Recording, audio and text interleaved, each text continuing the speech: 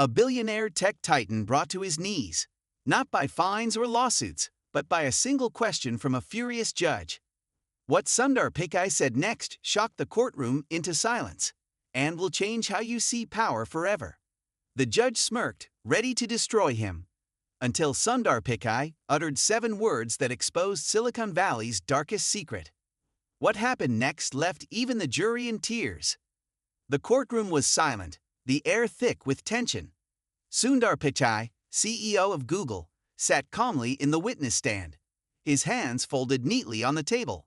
The judge, a stern figure known for his no-nonsense approach, glared at him from behind the bench. The case, a high-stakes antitrust lawsuit, had dragged on for months, and today was the day Pichai would face the toughest questioning yet. "Mr. Pichai," the judge began, his voice dripping with skepticism, "you've repeatedly claimed that Google operates with fairness and transparency. Yet, the evidence suggests otherwise. How do you explain that?" The media leaned in, cameras zooming, waiting for the billionaire tech executive to stumble. The courtroom, already thick with anticipation, seemed to freeze as the judge's words sliced through the air like a blade. This wasn't just a routine challenge, it was a deliberate, calculated dismantling of a man accustomed to deference. Sundar Pichai, the polished and perpetually composed CEO of one of the most powerful corporations in history, found himself in uncharted territory. For the first time in years, perhaps in his entire career, he was not being addressed as a visionary or a disruptor, but as a defendant under fire. The judge's tone wasn't merely skeptical, it was dripping with disdain, the kind that suggested years of pent-up frustration with the unchecked power of big tech. The moment Pichai began to answer the initial question, a standard corporate defense about Google's commitment to fairness, the judge cut him off with a sharp, dismissive wave. "Spare me the corporate jargon," he snapped, his voice booming in the high-ceilinged chamber. "We've all heard your rehearsed answers. What I want is the truth. No PR spin, no carefully crafted statements." The words landed like a physical blow. Reporters in the gallery stiffened. Even the opposing attorneys, who had spent months preparing for this case, exchanged uneasy glances. This wasn't standard judicial pushback, this was personal. The judge, a veteran of the bench with a reputation for eviscerating evasive witnesses, leaned forward, his eyes locked onto Pichai's.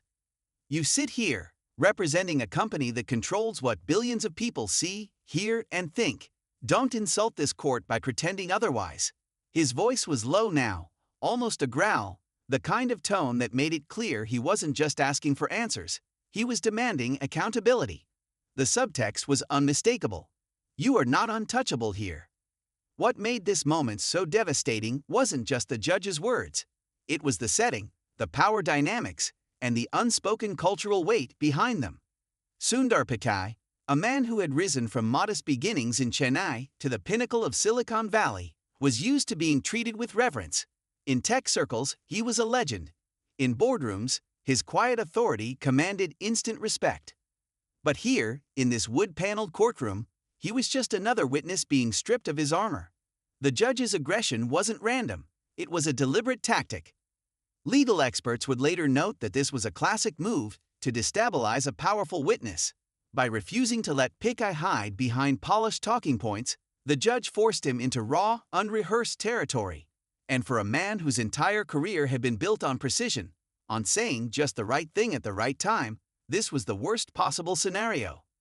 The courtroom, sensing the shift, held its breath. The observers in the room, lawyers, journalists, even the jury, were transfixed. Some leaned forward, elbows on knees, as if afraid to miss a single word. Others subtly shook their heads, as if in disbelief that a federal judge would speak this way to a figure of Pichai's stature. A few reporters began typing furiously, realizing this exchange would dominate headlines within minutes. But the most telling reaction came from Pichai himself.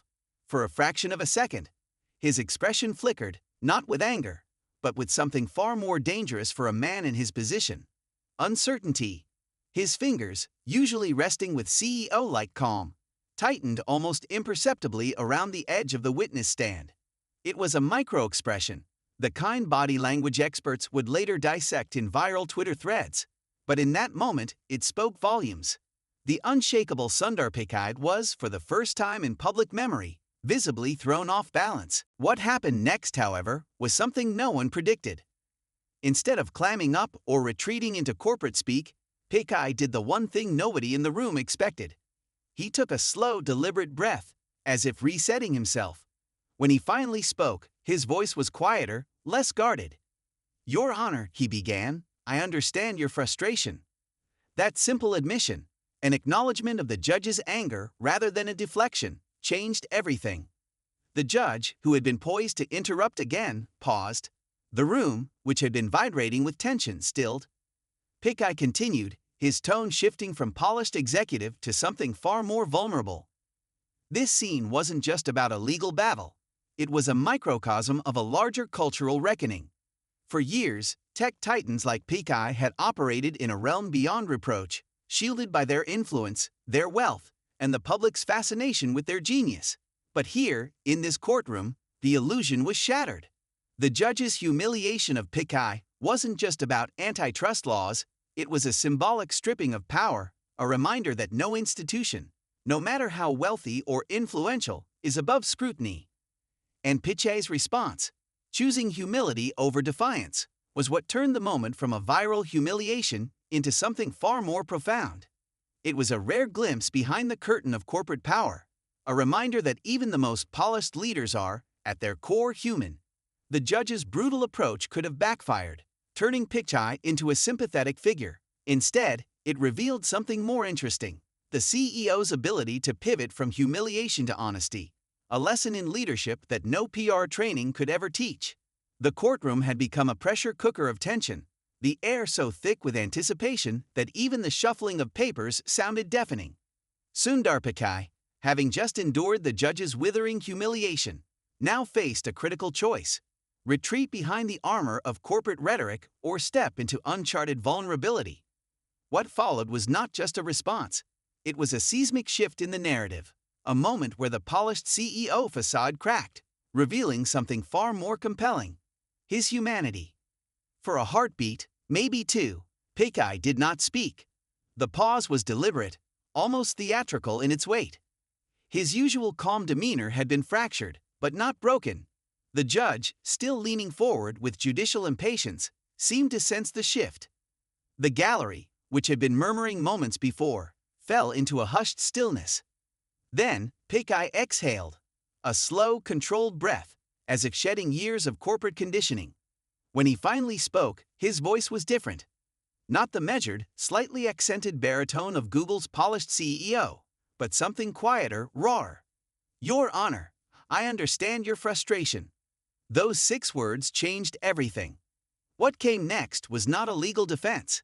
It wasn't a PR-approved speech about innovation or market competition. Instead, Pichai did something unprecedented for a man of his stature. He told a personal story. "I grew up in a small home in India." He began, his voice softening. "We didn't have much. My father's salary as an electrical engineer was modest, and my mother worked tirelessly to stretch every rupee. Our first computer, it wasn't just a machine, it was a luxury, a dream we could barely afford." The courtroom, moments ago a battleground, now became an audience. Even the judge, who had been ready to pounce on any evasion, leaned back slightly, his stern expression flickering. Pichai continued, his words gaining momentum.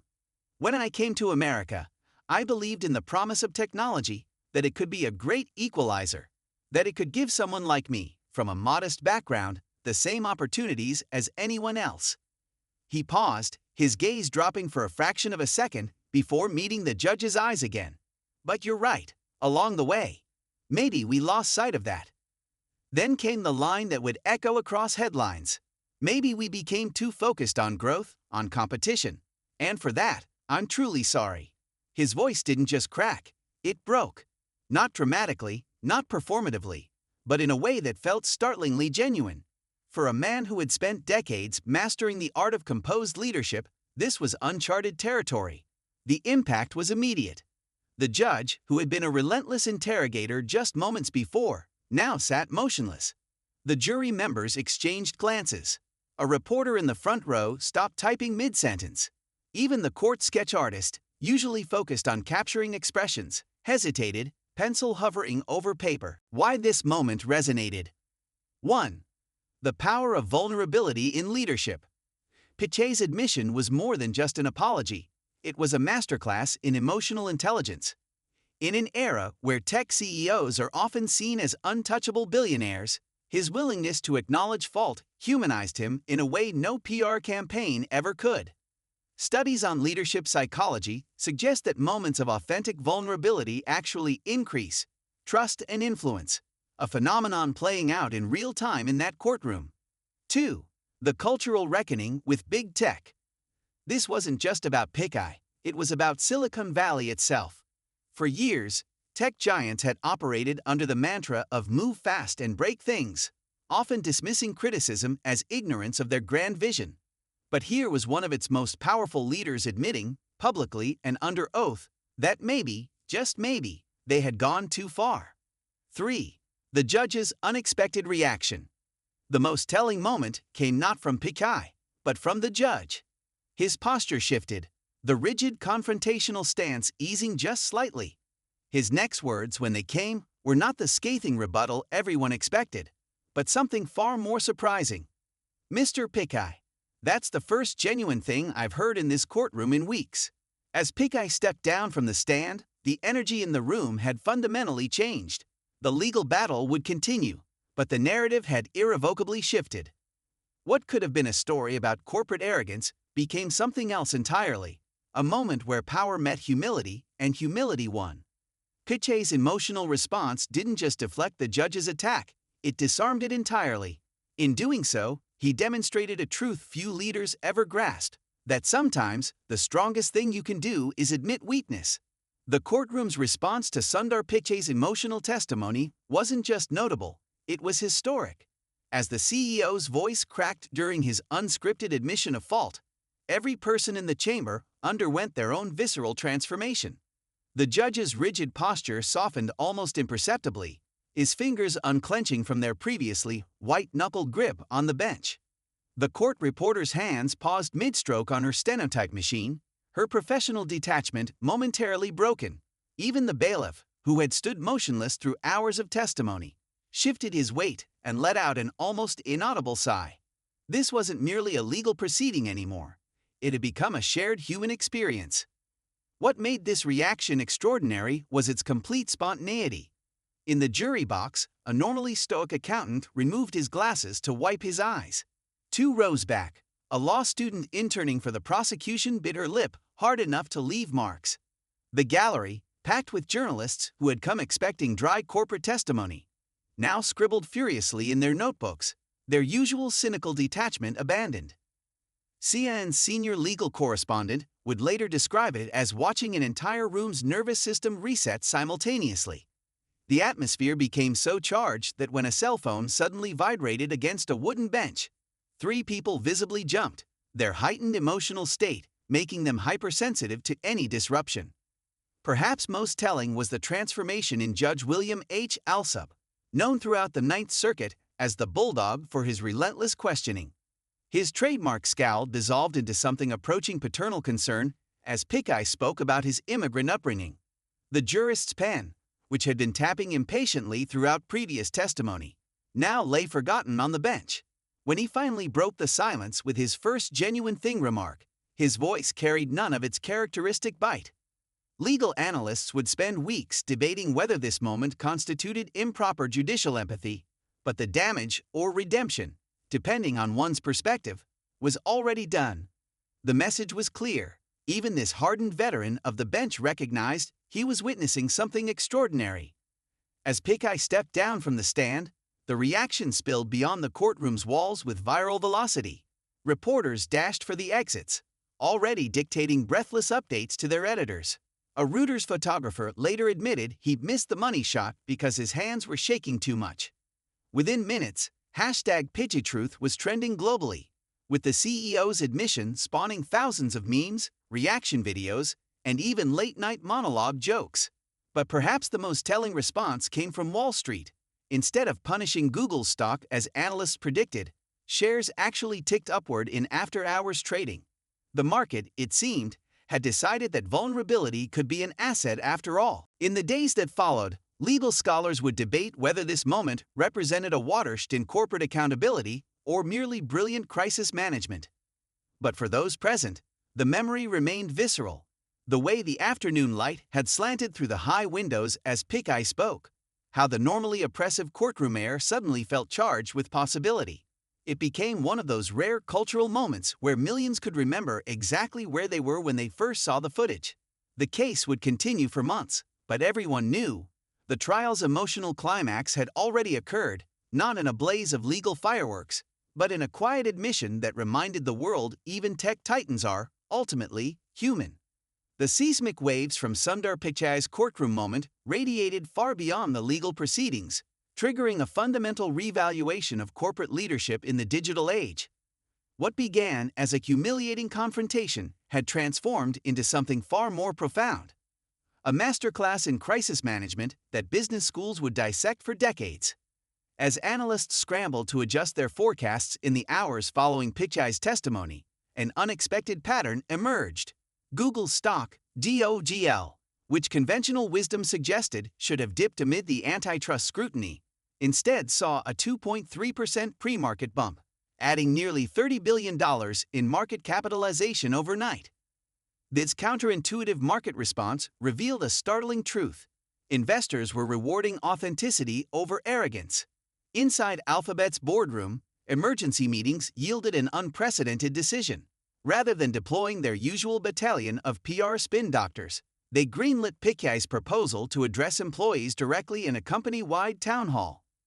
The session, later leaked to Wired, showed a visibly exhausted but resolute CEO telling engineers, "We got lost in the algorithm of growth. Time to rewrite the code." The leadership paradox, how weakness became strength. Harvard Business Review devoted an entire issue to what they termed the Pichai paradox, the phenomenon where a leader's public vulnerability translates into organizational resilience. Their research team identified 3 transformative effects. 1. The trust dividend. Employee satisfaction metrics at Google jumped 17 points in internal surveys, with 89% of staff reporting renewed pride in the company's mission. 2. The accountability framework. Within weeks, Google voluntarily implemented new transparency measures for search algorithms that regulators had been demanding for years. 3. The cultural shift. Tech workers across Silicon Valley began circulating a new mantra. What would Pichai do?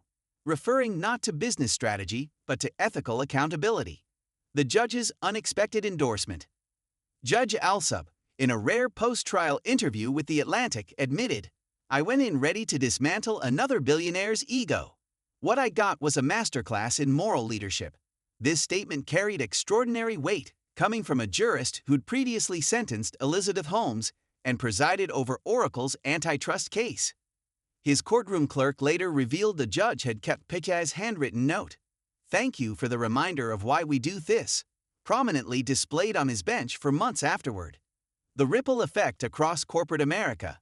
The testimony triggered a chain reaction. Apple quietly revised its App Store policies.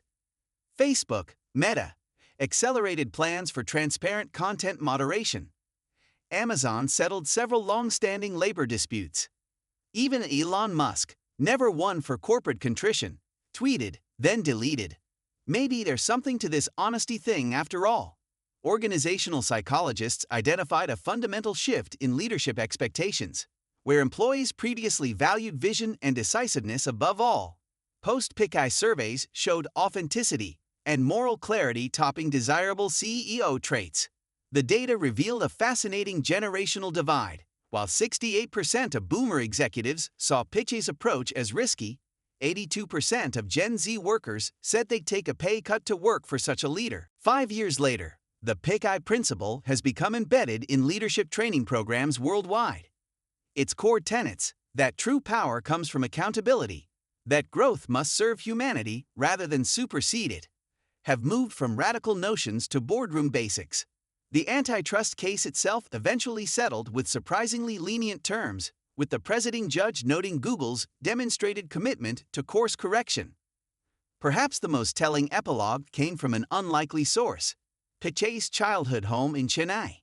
The modest apartment where he first encountered computers now bears a plaque installed by the local government. It reads, "Greatness begins with the courage to say, I was wrong."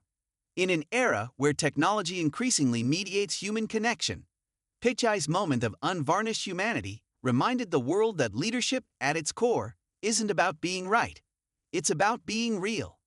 The courtroom humiliation that could have ended a career instead redefined what it means to lead in the 21st century. In the years following Sundar Pichai's unguarded courtroom moment, an unexpected paradigm shift took hold across global business culture.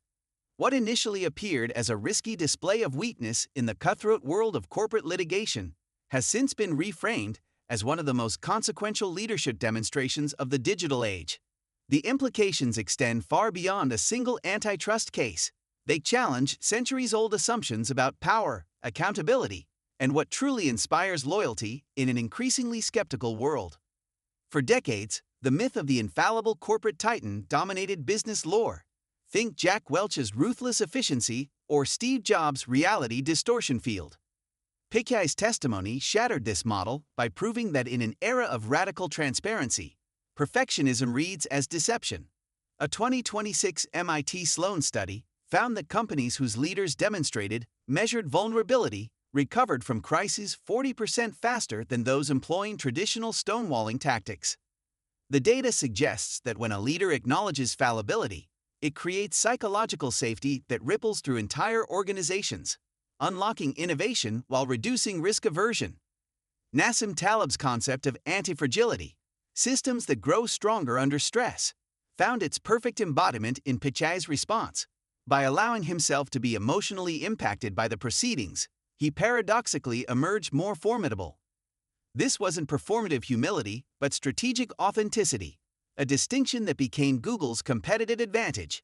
When the EU introduced its landmark Digital Services Act, Google's compliance team reported unprecedented cooperation from previously hostile regulators, with one commissioner noting, after the courtroom incident, "We believe their reform commitments in ways we couldn't with other firms." The new rules of crisis leadership. Pichai's approach established a modern crisis management playbook. 1. The 7-second rule. Research shows audiences decide whether an apology is genuine within 7 seconds of eye contact. Pichai's pause before speaking created the space for this judgment. 2. The specificity principle. His reference to losing sight of technology's equalizing potential framed the admission as a course correction rather than a blanket mea culpa. 3. The legacy anchor. By rooting his response in personal history, he transformed a legal defense into a redemption narrative. The effects permeated beyond corporate suites. In 2025, Stanford's MBA program introduced a required course, Emotional Calculus in Decision-Making, using the courtroom footage as its central case study. Meanwhile, employee activism groups began deploying what they termed Pichai tests, demanding leaders demonstrate capacity for public accountability before supporting organizational initiatives. Perhaps most surprisingly, the moment resonated powerfully in unexpected quarters. Special Operations Command, SOCIOM, reportedly incorporated analysis of the testimony into leadership training, with instructors highlighting how Pichai's willingness to drop his armor under fire ultimately strengthened his position. In retrospect, what appeared in real time as Pichai's greatest professional risk became his most enduring legacy. The man who could have been remembered as just another tech billionaire overseeing monopoly practices is now studied as the leader who proved that in an age of deepfakes and corporate doublespeak, radical authenticity is the ultimate differentiator. His story suggests a profound truth about 21st century leadership. True influence isn't about never falling, it's about how visibly you rise after the stumble. As the lights dimmed on that courtroom years ago, no one could have predicted how one unscripted moment of humanity would recalibrate our understanding of power. But in boardrooms from Silicon Valley to Shanghai, a new generation of leaders now understands. Sometimes the strongest thing you can say is, "I failed." And the most powerful response isn't applause, but the collective sigh of recognition from everyone who's ever tried, and stumbled, and tried again. The gavel that once threatened Sundar Pichai's empire ultimately became the chisel that carved his legacy, proof that in business as in life, Our greatest breakthroughs often come through the cracks in our armor.